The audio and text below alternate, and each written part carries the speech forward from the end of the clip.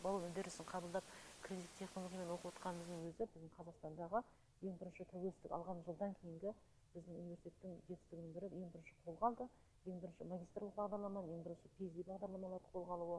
Осы балон үдерісінде біз өзіміздің білім беру бағдарламаларымыз сай келе ма, ол қаншалықты нарықтың, білім беру нарығына талабына сай келеді деген сұрақтар туындады. Ол өте көптеген факторлардан тұрады, оны таратып айтудың қажеті жоқ. Дегенмен басты бірнеше ескертпелер болды, оның бір-екеуін мен атай аламын. Ол журналистика деген мамандықтың атауын өзгерту туралы. Олар үзілді-кесілді журналистика мамандығы атауын бізге ұсыныс ретінде айтты. Сіздер өзгертулеріңізді сұраймыз деп.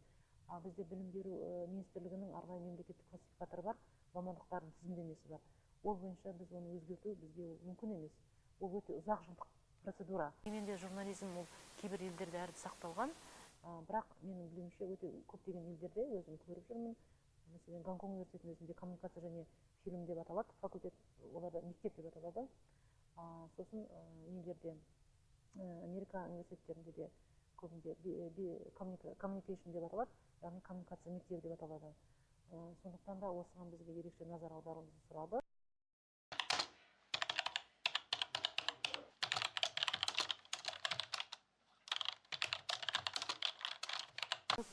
Яғни бізде 19-18 университетте, аймақтық университеттерде журналистика мамандығын ашып қойып, одан не студия жоқ, не база жоқ, білім беру өте күлкілі жағдай. Ондайда журналист мамандарын дайындау деген өте мүмкін емес. Яғни бір диктофон, бір камерамен оқыта беру деген ол студиясыз, шеберханасыз, лабораториясыз, ол өте қиын жағдай. Біздің өзіміз қанша технологиялық жағынан қамтылдық деген біздің өзімізде қазір 3D-мен оқытатын кластерлер жоқ. Біз осындай ұсыныстар айтып отырмыз. Интернет кластерлер болғанмен де бізде 3D-ге арналған кластерлер жоқ, 3D студиялар жоқ. Бізде кәдімгі сандық студиялар бар, 2 студия, радио және теле. Сосын лаборатория, баспа лабораториясы коникасылған, демеушілігімен жасалған КМЛАБ зертханасы. Тіпті, мен өзім бізде ол талай ғылыми кеңестерде атылып ұсыныстар жасалып жатыр. Былай қарағанда, орталықтандырғанда білім беру нарығында альтернатива болу керек. Дегенмен де шағын аймақтық университеттерде ондай кафедралардың ішінде бір мамандықты қосып қою, ол жай бизнестің көзі деп қарастыру керек.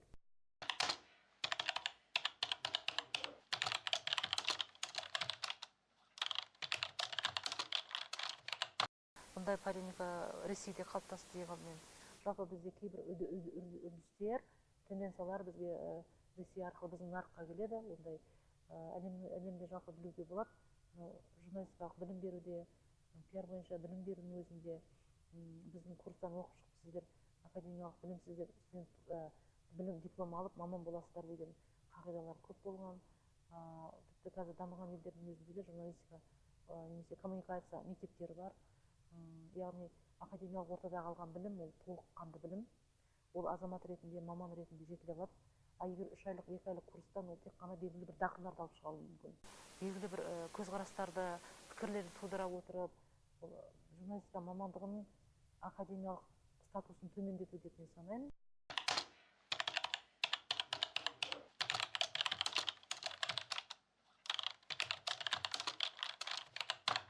Бірақ журналистикаға дәріс беремін деген әрбір педагог алдымен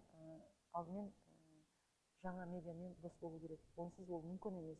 Немесе теле, радионың жаңағы дағдыларымен, күнделікті монтаждаудың, күнделікті ақпараттарды өңдеумен, оны теориялық жағынан айтатын адамдар ол көп, іс жүзінде оны жүзеге асыратын мамандар аз. Бізде тек телевидениеде, радиода істеп жүрген мамандар тартуға, практик мамандарды көбірек тартуға жылда өзіміз солай талап етеміз. Дегенмен де студенттер тарапынан ескертпе болса, біз мүмкіндігінше ол оқытушымен жұмыс істейміз. Дәл қазіргі уақытта сіз айтып отқан пәндердің ішінде, не болмаса біздің жаңадан енгізіп отқан пәндердің ішінде біз көбінде оқытушылардың біліктілігін арттыруын талап етеміз. Екіншіден мен таяуда ғана осы жазғы ғылыми кеңесте ұсыныс айтып отырмын. Яғни журналистикаға дәріс беруге келген әрбір педагогтың, яғни оқытушы, ғалым ғой, аттестациядан өткізу жайлы. Аттестациядан қалай өткізу керек? Оның міндетті түрде фотошоппен, индизайнмен, әлеуметтік желілерде парақшасы болуымен, ақпаратты интернетке сауатты қоя алуымен, оны редакциялап өңдей алуымен, оны жылдам жұмыс істей алуымен, фотоларды өңдеумен, ақпаратты егер ол дұрыс бере алмаса, дұрыс жаза алмаса, онда ертең қандай бала студент тәрбиелей алады. Сондықтан да менің бұл ұсыныстарым егер қолдау тапса, біз енді бұдан былай осы аттестациядан университеттің тарапынан қолдау болған жағдайда аттестациядан өткізу.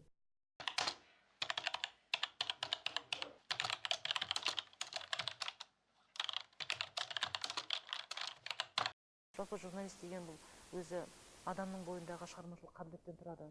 Оны ол ешқандай білім беру бағдарламасының аясында толық меңгеріп, біз оны журналистиканың тарихына, жанрларға, талдау жанрларына, не болмаса оны радио тележурналистикаға, жаңа медиаға біз баулимыз.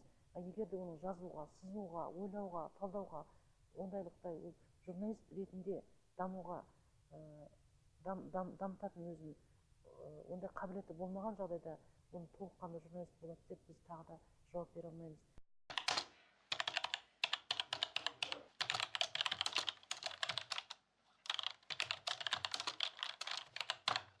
Себебі бізде университетте енді мен осы жердің маманы болсам да айтайын, кейбір семинарларда мысалы сан үшін өткізеді, кейбір сертификаттар сан үшін жасалады.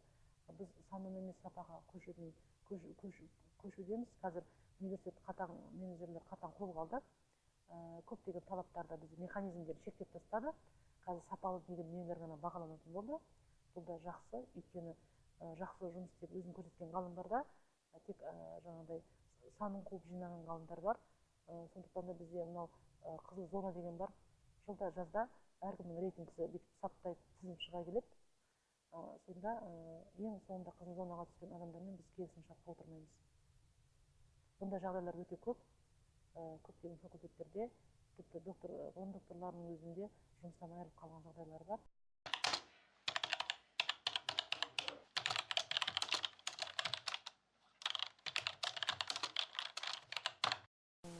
Қазақ журналистикасы дамымай қалды, жоқ деген әңгіме айтпау керек. Керісінше ол бар, ол дамуда, ол өте жақсы көрсеткіштерге жетті. Дегенмен мынаны біз орындасақ одан да жақсы болар еді деген сондай ескертпелермен, сондай үлкен үміттермен біз солай сөйлеп, солай қоғамдық пікір таратуымыз керек. Мен өте жақсы білемін, тәуелсіздік алғаннан бері біздің медиа нарықта тәуелсіз бағыт дами бастады. Ол баспасөз болсын, ол телевидение болсын. Мысалы телевидение бізде айтады, ол тек қана бір ғана мемлекеттік позиция деп жоқ. Бізде тәуелсіз телеарналарға орын берілді, эфир берілді. Оны бір жақты пікір қалыптастырудың керегі жоқ.